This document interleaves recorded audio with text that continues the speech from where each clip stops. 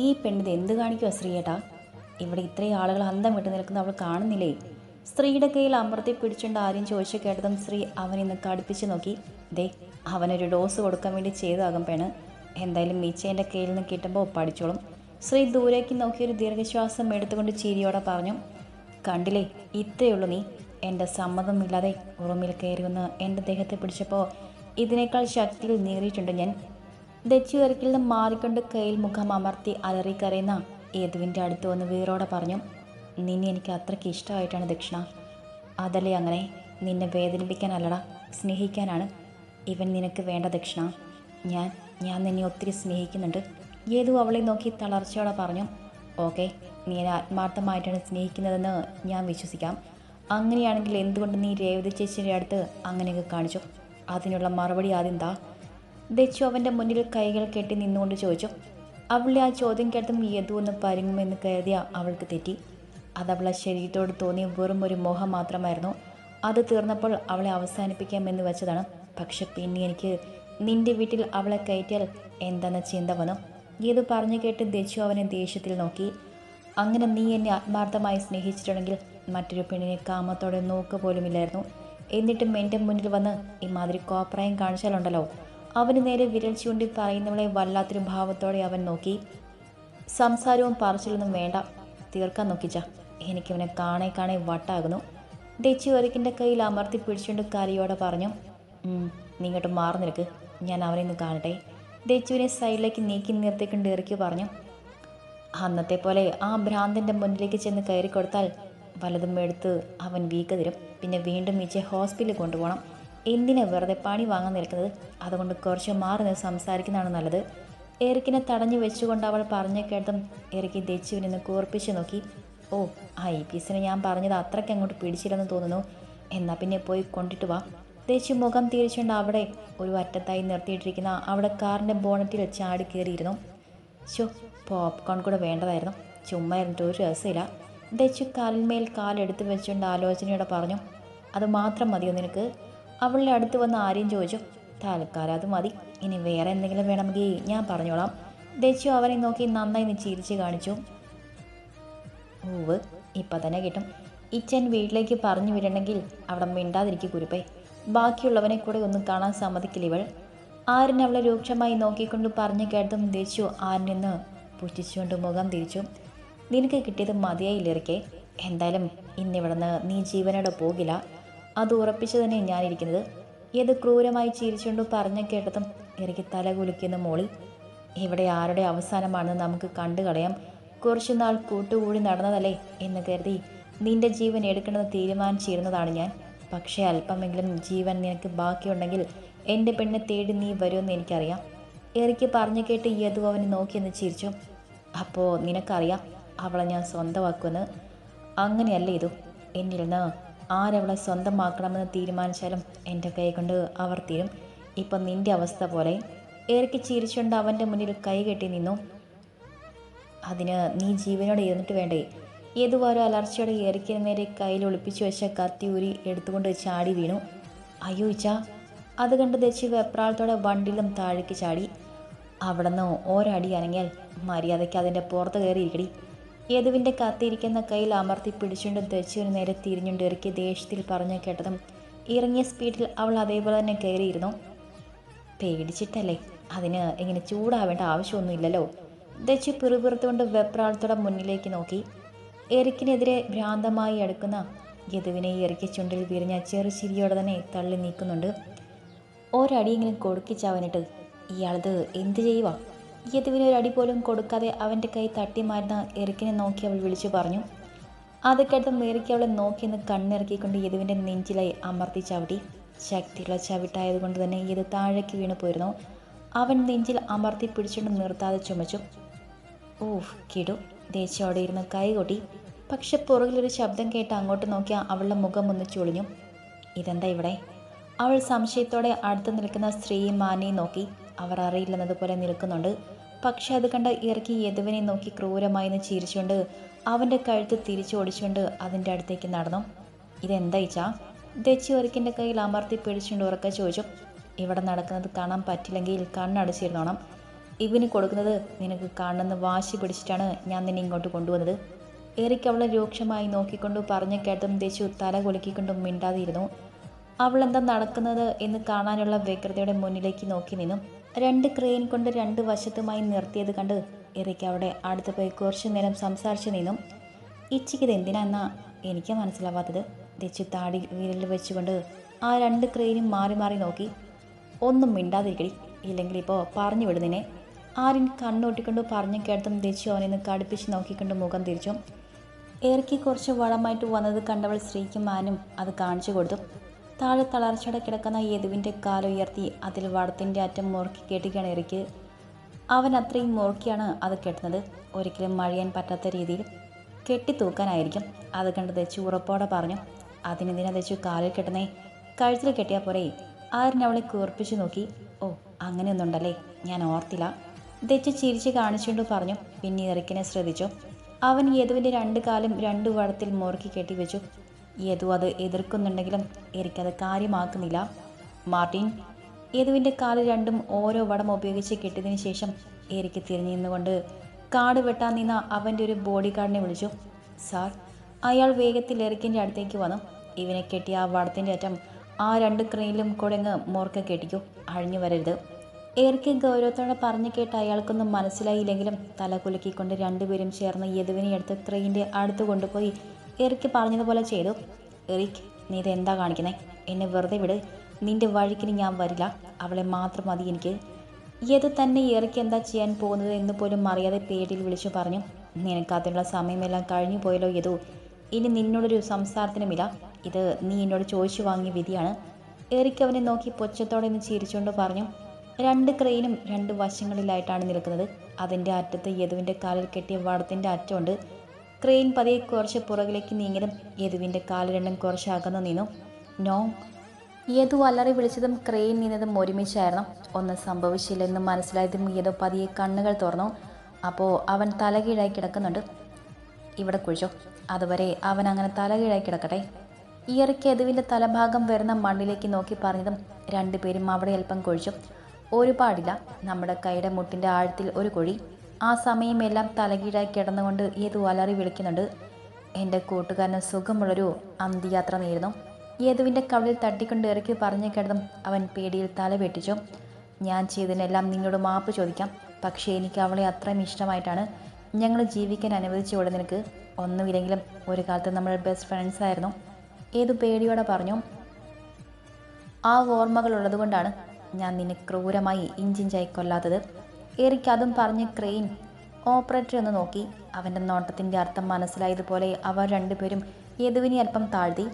അങ്ങനെ ചെയ്തപ്പോൾ അവൻ്റെ തല നേരെ ആ കുഴിയിലാണ് വന്നത്. അവൻ്റെ കഴുത്ത് കഴിഞ്ഞും കുഴിയിലിറങ്ങിയതും മതിയെന്ന് എറിക്ക് അവരോട് കണ്ണ് കാണിച്ചുകൊണ്ട് ആ കുഴിയിലേക്ക് മണ്ണ് നിറച്ചു തുടങ്ങി. തല കീഴായി നിർത്തി ശ്വാസം മുട്ടിച്ച് കൊല്ലാനാണ്. തെച്ച് കണ്ണും വീഴ്ചുകൊണ്ട് പറഞ്ഞു. എറിക്ക് അവൻ്റെ തല മണ്ണിൽ കുഴിച്ചിട്ട് കഴിഞ്ഞ് നല്ലോണം അത് ഉറപ്പിച്ചു വെച്ചു. ഫ്രീ ആയിട്ട് കിടക്കുന്ന യദുവിൻ്റെ കൈകൾ അതുമാത്രമാണ് മരണവെപ്രാളം കാണിക്കുന്നത്. 2 കാലും കെട്ടിയിട്ടേക്കുന്നത് കൊണ്ട് അവൻ്റെ ചലിപ്പിക്കാൻ പറ്റുന്നില്ല. എറിക്ക് നേരെ നിന്നുകൊണ്ട് വീണ്ടും ക്രെയിൻ ഓപ്പറേറ്റർക്ക് നേരെ കണ്ണ് കാണിച്ചു. അവർ ദീർഘശ്വാസം എടുത്തുകൊണ്ട് 2 പേരും 2 വശത്തേക്ക് നീങ്ങി. അങ്ങനെ നീങ്ങുമ്പോൾ യദുവിൻ്റെ കാൽ രണ്ടും 2 ഇടത്തേക്കായിട്ടാണ് പോകുന്നത്. പിന്നെ അവർ സ്പീഡിൽ പുറകിലേക്ക് എടുത്തതും യദുവിൻ്റെ തുടയിടക്ക് മുതൽ മണ്ണിൽ കുഴിച്ചിട്ട തല വരെ 2ആയി പിളർന്നു മാറി. ആ മണ്ണിൽ നിന്നും അവൻ്റെ തല പുറത്തേക്ക് തെറിച്ചു. ആ കാഴ്ച കണ്ട് ദേശു കണ്ണുകൾ അടച്ചുകൊണ്ട് ഉറക്കെ ഉച്ചത്തിൽ കരഞ്ഞുപോയി. എറിക്ക് പക്ഷെ അപ്പോഴും അതേ നിൽപ്പ് തന്നെയായിരുന്നു. 2 ക്രെയിനിലുമായിട്ട് പകുതി ശരീരമായി തൂങ്ങിയാടുന്ന ഏതോ ഒരു പിടച്ചിലോടെ അവസാനിച്ചു. അവനെ തുറന്നിരിക്കുന്ന കണ്ണുകൾ അപ്പോഴും ദേശുവിനെയാണ് നോക്കുന്നതെന്ന് തോന്നി എറിക്കിന്. അതോർത്ത് എറിക്ക് പൊച്ചത്തോടെ ഒന്ന് ചിരിച്ചു. ഒരു തലമുടി നാര് പോലും പുറത്ത് കിട്ടരുത്. ബോഡി കിട്ടിയാലല്ലേ കേസുള്ളൂ. എറിക്ക് ദേഹത്ത് തെറിച്ച് യദുവിൻ്റെ ചോര അടങ്ങിയ ഷർട്ട് ഊരി മാറ്റി അവിടെ ഇട്ടുകൊണ്ട് കൂടെയുള്ളവരോട് ഗൗരവത്തിൽ പറഞ്ഞു. പിന്നെ കാറിലെടുത്ത് വെച്ച ഡ്രസ്സിൽ ഒരു ഷർട്ട് എടുത്തിട്ടുകൊണ്ട് സ്ത്രീയെ അള്ളിപ്പിടിച്ചുകൊണ്ട് കരയുന്ന ദേശിന് തോളിലൊന്ന് തൊട്ടു. പോകാ മതി, എനിക്ക് കാണണ്ട. അവൾ ഏങ്ങളോടെ ഇറക്കിന നെഞ്ചിൽ വീണു. ആരിനും സ്ത്രീയും ഞെട്ടിത്തന്നെ നിൽക്കുവാണ്. വന്ന് വണ്ടിയെടുക്ക്. സ്ത്രീയെ നോക്കി ഗൗരവത്തിൽ പറഞ്ഞുകൊണ്ട് ഇറക്കി ദേശീയവുമായി പിൻസീറ്റിൽ കയറി ഡോർ അടച്ചു. നിനക്ക് കാണുന്ന വാശി പിടിച്ചിട്ടല്ലേ എത്ര പറഞ്ഞു ഞാൻ വേണ്ടെന്ന്. ഇറക്കി ദച്ചുവിനെ സമാധാനിപ്പിച്ചുകൊണ്ട് ചെറിയ ചിരിയോടെ പറഞ്ഞു. ഇച്ചാ, ആ യദുവിനേക്കാൾ സഹിക്കുകയാണ്. അവൾ അവനെ മുറുക്കെ പിടിച്ചുകൊണ്ട് കരച്ചിലോടെ പറഞ്ഞു കേട്ട് എറിക്ക് പൊട്ടിച്ചിരിച്ചു പോയി. ഡീ, നീ വരുന്നുണ്ടോ? ഡേ, സത്യമായിട്ടും എൻ്റെ കയ്യിൽ നിന്ന് നിനക്ക് 2 കിട്ടും കേട്ടോ. അറിയാലോ എന്നെ. എല്ലാവരുടെയും ഇടയിലായിട്ടിരിക്കുന്ന ആലീസിനെ കെട്ടിപ്പിടിച്ചുകൊണ്ടിരിക്കുന്ന ദേശുവിനെ നോക്കി കണ്ണൂട്ടിക്കൊണ്ട് ഇറക്കി പറഞ്ഞു കേട്ട് ദേശു അവനെ നോക്കാതെ മുഖം തിരിച്ചു. ഇങ്ങോട്ട് നോക്കടി. നിനക്കെന്താ എൻ്റെ മുഖത്തേക്ക് നോക്കിയാ? കുറച്ചു നേരമായി ഇത് തുടങ്ങിയിട്ട്. ദേശുവിൻ്റെ മുഖം പിടിച്ച് തനിക്ക് നേരെ തിരിച്ചു പിടിച്ചുകൊണ്ട് ഇറക്കി ചോദിച്ചു കേട്ട് ദേശു അവൻ്റെ കൈ എടുത്ത് മാറ്റി. ഇച്ചയുടെ കൂടെ ഞാൻ ഇന്നിനി കിടക്കുന്നില്ല. അതെന്താ കാര്യമെന്നാ ഇത്രയും നേരമായിട്ടും ഞാൻ ചോദിച്ചുകൊണ്ടിരിക്കുന്നത്? അവൻ ദേശുവിൻ്റെ കവിളിൽ അല്പം ശക്തിയിൽ പിടിച്ചു. കണ്ടില്ലേ, ഇച്ചയുടെ ഉള്ളിലെ സൈക്കോ ഉണരുന്നത് കണ്ടില്ലേ? മര്യാദയ്ക്ക് ഒറ്റവെട്ടിന് വല്ലതും കൊല്ലേണ്ടവനെ ഈ നിച്ച എങ്ങനെ കൊന്നത്? അത് കണ്ട് എൻ്റെ ശരീരത്തിൽ വിറകിലെപ്പോഴും പോയിട്ടില്ല. ദേശു അവനെ കൂർപ്പിച്ച് നോക്കിക്കൊണ്ട് പറഞ്ഞു. പിന്നെ നിന്നെ വേണമെന്ന് പറഞ്ഞിങ്ങനെ ശല്യം ചെയ്തവനെ ഞാൻ പൂവിട്ട് പൂജിക്കാം. എന്താ പോരെ? ഏറിക്ക് അവളെ നോക്കി കടുപ്പിച്ചു പറഞ്ഞു കേട്ടതും ദേശു മുഖം വീർപ്പിച്ചുകൊണ്ട് അവനെ നോക്കി. കണ്ടില്ലേ, ഇപ്പേച്ചയ്ക്ക് എന്നോടൊട്ടും സ്നേഹമില്ല. ഇങ്ങനെ ചുമ്മാ ചൂടാവുന്നത് കണ്ടില്ലേ? ദേശു ചുറ്റും ഇരിക്കുന്ന തൻ്റെ വീട്ടുകാരെയെല്ലാം നോക്കിക്കൊണ്ട് സങ്കടത്തോടെ പറഞ്ഞു. ഇന്നത്തെ ചർച്ചയെല്ലാം അവസാനിപ്പിച്ചു പോയി കിടന്നോ എല്ലാവരും. ഇവളെ ഇങ്ങനെ വിളിച്ചാൽ ഒന്നും വരില്ല. ഏറിക്ക് മീശ മുറുക്കി പറഞ്ഞിട്ട് ദേശുവിനെ എടുത്ത് തോളിലായിട്ട് കമിഴ്ത്തി കിടത്തി. വേണ്ട, ഞാൻ വരില്ല. എന്നെ താഴെ നിർത്തിച്ച. ദേവേടാ, എന്നെ കൊണ്ടുപോകണതും പറ. ദേശു വരിക്കിന് തോളിൽ കിടന്നുകൊണ്ട് അവൻ്റെ തോളിൽ അമർത്തി കടിച്ചുകൊണ്ട് ദേവനോടായി വിളിച്ചു പറഞ്ഞു. മിണ്ടാതെ കിടന്നില്ലെങ്കിൽ സത്യമായിട്ടും ഞാൻ താഴിടും ദക്ഷ. ഞാൻ പറഞ്ഞ അതുപോലെ ചെയ്തിരിക്കും. ഏറിക്ക് അവളെ ഭീഷണിപ്പെടുത്തിയത് കിടന്നും ദേശു പിന്നെയൊന്നും മിണ്ടാതെ നിൽക്കാതെ അവൻ്റെ തോളിലായി അങ്ങനെ കിടന്നു. ഏറിക്ക് പിന്നെ അവളെ കൊണ്ട് നിർത്തിയത് തങ്ങളുടെ റൂമിലായിരുന്നു. ഡോർ ലോക്ക് ചെയ്ത് ചാവി അവൻ കയ്യിലെടുത്ത ശേഷമാണ് അവളെ താഴെ നിർത്തിയത്. അല്ലെങ്കിൽ അപ്പോൾ തന്നെ പുറത്തേക്കിറങ്ങി ഓടുമെന്ന് എറിക്കിനറിയാം. അത് ശ്രദ്ധിച്ച ദേശു മുഖം വീർപ്പിച്ചു വെച്ചുകൊണ്ട് ബെഡിലായി പോയിരുന്നു. എന്തടി ഇങ്ങനെ വീർപ്പിച്ചു വെച്ചിരിക്കുന്നത്? അത്രയ്ക്ക് പേടിയാണോ എൻ്റെ കൂടെ കിടക്കാൻ? ഞാൻ അതിന് എൻ്റെ ദക്ഷ എന്തെങ്കിലും ചെയ്യുമോ? ഏറിക്ക് അവളെ താടിയിൽ പിടിച്ച് കൊഞ്ചിലോട് ചോദിച്ചു കിടന്നും ദേശു അവനെ സൂക്ഷിച്ചു നോക്കി. എന്തേ? അവളുടെ നോട്ടം കണ്ടതും സ്വയം ഒന്ന് നോക്കിക്കൊണ്ട് ഇറക്കി ചോദിച്ചു. അല്ല, ആ ഏത് ചാകുന്നതിന് മുന്നേ ഈച്ചയുടെ തലക്കിട്ട് വലതും തന്നെന്നറിയാൻ നോക്കിയതാണ്. അല്ലാതെ ഇങ്ങനെ എന്നെ കൊഞ്ചിക്കില്ലല്ലോ. ദേശു ഒരു പുച്ഛത്തോടെ പറഞ്ഞു കേട്ടതും ഏറിക്ക് ഒരു ചിരിയോടെ അവളെ ബെഡിലേക്ക് തള്ളിയിട്ടു. തൻ്റെ മുകളിലായിട്ട് ബെഡിൽ കൈകൾ ഊന്നിക്കിടക്കുന്ന എറിക്കിനെ നോക്കി അവൾ കണ്ണു വീഴ്ചു. അതിലേ, എനിക്കിന്ന് എൻ്റെ ഭാര്യയെ കൊഞ്ചിക്കാൻ തോന്നും. എന്താ, ഞാൻ കൊഞ്ചിച്ചോട്ടെ? ഏറിക്ക് അവളെ താടിത്തുമ്പിൽ മെല്ലെ ഇന്ന് കടിച്ചു വിട്ടുകൊണ്ട് ചോദിച്ചു കേട്ടതും അവിടെ പതിയൊന്ന് തടവിക്കൊണ്ട് ദേശു അവനെ കണ്ണും വീഴ്ചി നോക്കിക്കിടന്നു. ചോദിച്ചത് കേട്ടില്ലേ നീ? അവൻ്റെ ശബ്ദം ഗൗരവത്തിലായി. ആ, കൊഞ്ചിച്ചോ? ഉടനെ തന്നെ ഉമ്മിനിറക്കിക്കൊണ്ട് ദേശു പറഞ്ഞു കേട്ടതും അവന് ചിരി വന്നു. ഇന്ന് അങ്ങനെയെല്ലാം നേരിട്ട് കണ്ട് പേടിച്ചു പോയോ എൻ്റെ ദക്ഷ? അവൻ അവളെ നെറ്റിയിൽ നിന്ന് ചുംബിച്ചുകൊണ്ട് പതിയെ ചോദിച്ചു. ഒത്തിരി. അത്രയ്ക്ക് വേണ്ടായിരുന്നു എന്ന് ഞാൻ പറയില്ല. പക്ഷെ പെട്ടെന്ന് അങ്ങനെ കണ്ടപ്പോൾ. ദേശു ചിരിഞ്ഞു കിടക്കുന്ന എറിക്കിൻ്റെ നെഞ്ചിൽ തല വെച്ചുകൊണ്ട് പതിയെ മറുപടി പറഞ്ഞു. പോട്ടെ, ഇനി എന്തായാലും അതിനെക്കുറിച്ച് ആലോചിക്കേണ്ട. ഇന്നത്തോടെ അവൻ്റെ ചാപ്റ്റർ നമ്മുടെ ജീവിതത്തിൽ നിന്നും നീങ്ങി. എറിക്ക് അവൾ തോളിൽ പതിയെ തട്ടി. ഈച്ച, അവൻ്റെ വീട്ടുകാരെങ്ങാനും നമ്മുടെ പുറകെ വരുമോ? ആരെങ്കിലും അറിഞ്ഞാലോ ഈച്ച? ഈച്ചയാണ് അവനെ കൊന്നതെന്ന്. അങ്ങനെ ഉണ്ടാവില്ലെന്ന് എനിക്ക് പൂർണ്ണ വിശ്വാസമുണ്ട്. എൻ്റെ ഈ ഒരു ഉറപ്പ് വരെ നിനക്ക്? എനിക്ക് അവളുടെ മുഖത്തേക്ക് സൂക്ഷിച്ച് നോക്കി. മതി. ദേശു തല കുലുക്കി. എന്നാൽ പിന്നെ പോയി ഫ്രഷ് ആയിട്ട് വന്ന് കിടക്ക്. പേടിച്ചതിൻ്റെ പനിയെങ്ങാനും രാത്രി വരുമോ എന്നൊരു സംശയമുണ്ട് എനിക്ക്. അവളുടെ നെറ്റിലും കഴുത്തിലും കൈവച്ചുകൊണ്ടൊന്ന് സംശയത്തോടെ പറഞ്ഞു. അങ്ങനെ പേടിച്ച് പനിയൊന്നും വരില്ല. തണുപ്പ് ഐസ്ക്രീം അധികം കഴിച്ചാൽ മാത്രമല്ലേ എനിക്കങ്ങനെ പനി വരൂ. ഇതിനൊക്കെ വന്നാൽ എങ്ങനെ ശരിയാകും? ഇതുപോലെ ഇനി എത്ര മണം കാണാൻ കിടക്കുന്നു? അവളൊരു ദീർഘശ്വാസം എടുത്തുകൊണ്ട് പറഞ്ഞു കേട്ടതും എനിക്ക് ദേശുവിനെ കോർപ്പിച്ച് നോക്കി. അപ്പോൾ എനിക്ക് തന്നെയാണ് സ്ഥിരം പരിപാടി എന്നാണോ മോള് വിചാരിക്കുന്നത്? എനിക്ക് മീശയൊന്ന് പിരിച്ചു വെച്ചുകൊണ്ട് അവളെ നോക്കി കണ്ണുർട്ടി. അങ്ങനെയല്ല, എങ്കിലും ഞാൻ പറഞ്ഞതാ.